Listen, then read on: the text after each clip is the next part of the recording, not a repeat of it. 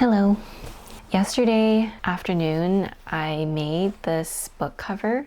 It was my first attempt. I bought a sewing pattern on Etsy, created by the YouTuber Rosie Caldwell. She has a video as well, which is really helpful. The pattern and size is really good, and now that I've made it once, I'm gonna make it again. So I'm gonna keep this, and I'm probably gonna use it as like a travel pouch for my electronics and stuff. I went to my local fabric store. They were having a spring sale, and it looks like they updated their inventory for spring, which was really nice because I had gone there in the wintertime and there was not many fabrics that were appealing to me. I got this pink linen fabric and another linen one which has these flower embroidery on it, and then a linen pink and white stripe. I think they go really nicely together, and they're not an exact match, but actually I prefer it that way, and I think it looks like a really nice combination. It's got me excited about sewing again.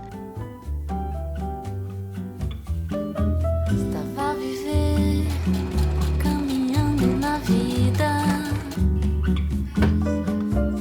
sempre chorando por uma nova ferida. Mas como até que de mato nasce uma flor,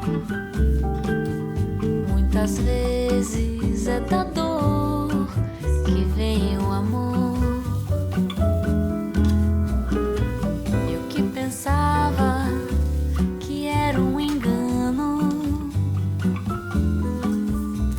olho seus olhos de luz e vejo anjo. Esqueci dos tropeços, esqueci das caídas em noites perdidas.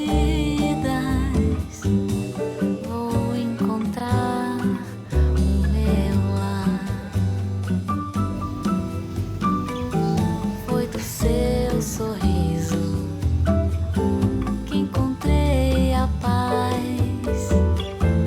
Alguém que preciso pra não olhar mais pra trás. Foi do seu sorriso que encontrei a paz. Alguém que preciso pra não olhar mais pra trás.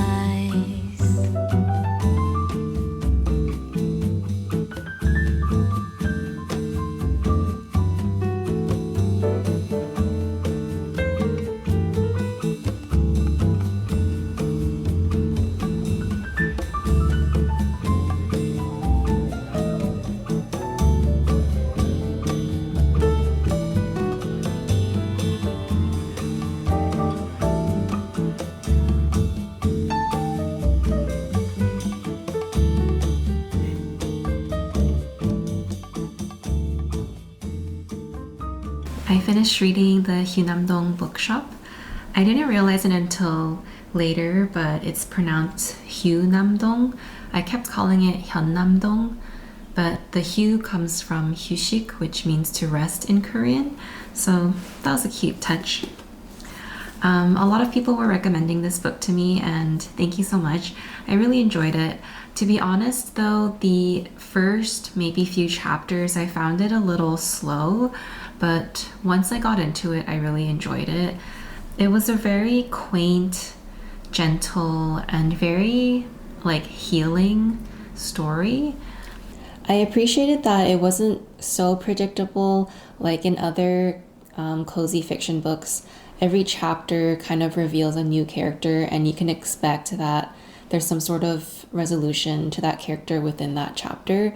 But with this book, the story flows more naturally because the story is told through just like the everyday conversations of the people in the community.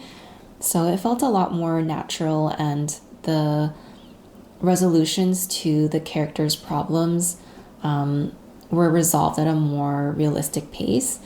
I also really liked how the characters were varying in age. Like we have one character who's in high school and he just has like a bleak outlook on life, and I think it touches on like a real issue that people in Korea and really all over the world are having A lot of young people just have a lot of anxiety with the future and how it kind of holds them back into sort of adulthood or early adulthood, when you do finally get your job that you've been wishing for, and after a few years you start feeling burnt out, and it's like, is this really what I wanted out of my life? And I think that is another really big and real issue that people deal with, and even that I deal with myself. So I was reading this book a lot after work, and work lately has been really stressful for me over the last few months. And reading this book was a very, like I said, a healing time. And it felt like a really nice, kind of quiet escape. And to me, one of the key points of the story was to have the courage and give yourself grace to figure out who you are, what you enjoy, and what you want out of life.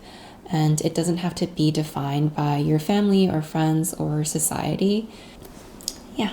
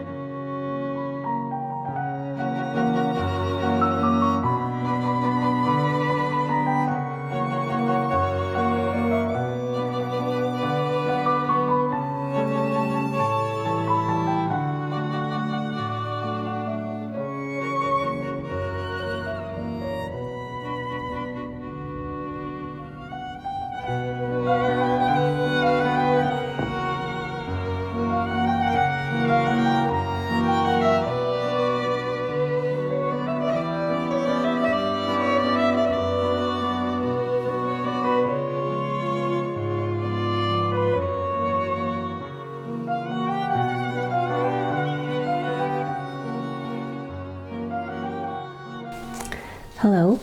I know it's springtime and I'm wearing a turtleneck, but it's still really cold here, so I put this on. But I had a little reading update. I finally finished reading 1984 by George Orwell, and yeah, it was really dark, psychological, political, social, and a lot more cynical than I expected. If you're not familiar with this story, we follow Winston in his hopes for a rebellion against a totalitarian regime. Education and language is limited and controlled because it's easier to impose propaganda on people who can't understand what's happening. There's rampant misinformation, and the government alters the past to better suit their agenda.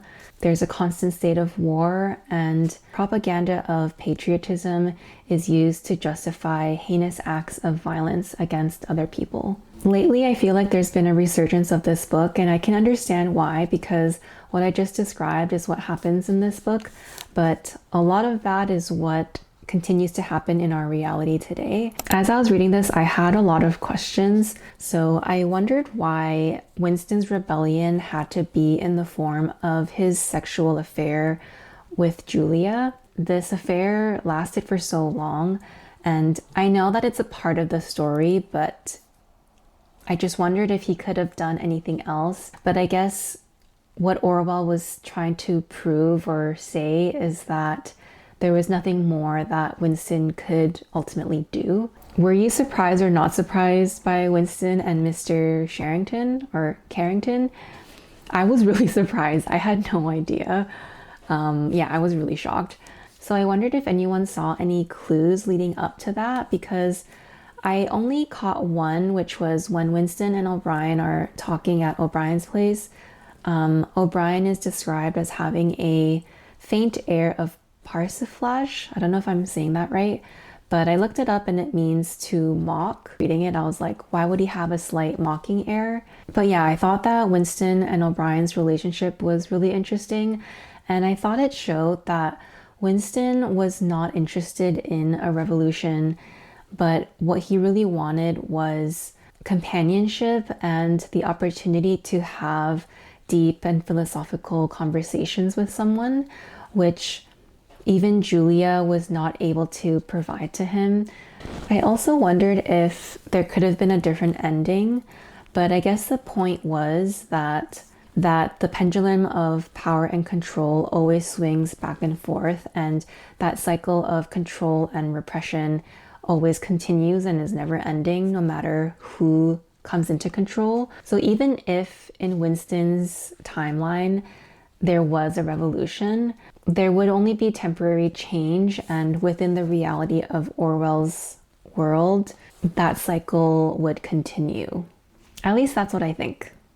I'd be curious to know what other people think, and just if you had any questions about it as well, and if you had similar questions to what I had, just what you think about the book. I'd be really curious to read those.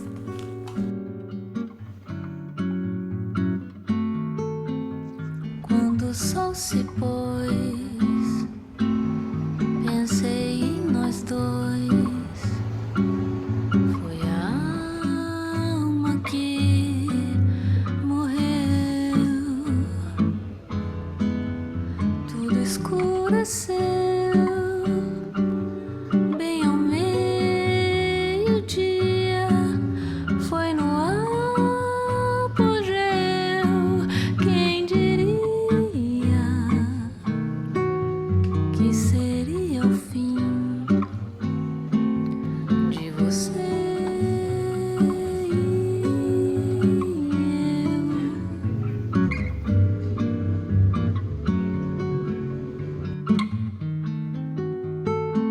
Mas quando eu olho nos olhos, é tudo bem diferente.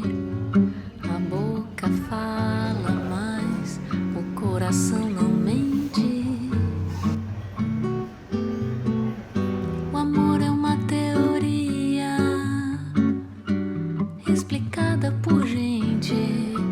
Não parece nem um pouco com que a gente sente. Se foi uma ilusão, porque some o chão. Foi um sonho que morreu. Se o que acabou nunca existiu, de onde vem a dor? Quando o sol se pôs, pensei em nós dois. Foi a alma que morreu. Tudo escureceu. Bem ao meio-dia, foi no apogeu. Quem diria que seria o fim? Hello again. Another work week flew by, and I was really looking forward to this day because we were going to go to the stationery show and watch Book of Mormon the musical. I was really excited for the stationery show. I was waiting for months for it to come around.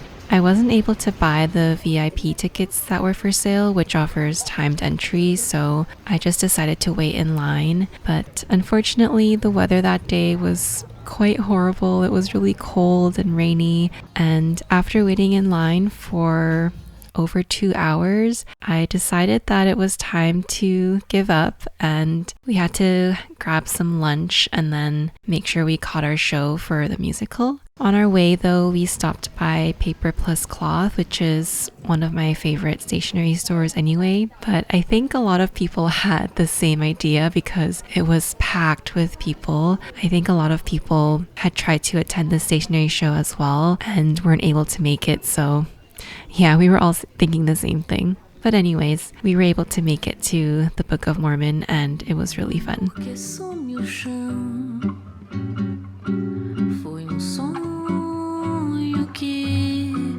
morreu. Se o que acabou. We just got back home after watching Book of Mormon. It was so funny and so over the top, and they did not hold back at all, which made it so much funnier. Yeah, we had a really good time. And originally we were gonna go to the stationery show in Toronto, which I was really excited for. The lineup was anywhere from 3 to 4 hours, and the weather was really bad today. It was really cold. I think at some point it was felt like -2 or 0 degrees, and it was raining. And I think to wait in line for that long, even if the weather was good, I think waiting in line for that long is just a sign of bad planning for an event. So yeah, I ended up waiting with my husband for 2 hours and then just decided to leave because we had to get lunch and then catch our show for the Book of Mormon. We walked on Queen Street and then we dropped by Paper Plus Cloth, and I bought just 2 things. I bought this bookmark. Usually I just use something random as a bookmark, but they kind of fly off. And I don't know, I guess I just wanted to buy something for missing the stationery show. And I bought this eraser, which I've been eyeing. So the more you use it, it shaves down to this funny shape. They have different animals, like a cat and a dog. I got the seal because I think it looks funny. But yeah, it could have been a pretty miserable day, but my husband was there and we were able to kind of suffer together, and the show was really good. And my husband helped me just stay on the bright side of things, which was really nice. And I'm gonna go wash up and have some dinner and just relax for the rest of the day. Nunca existir.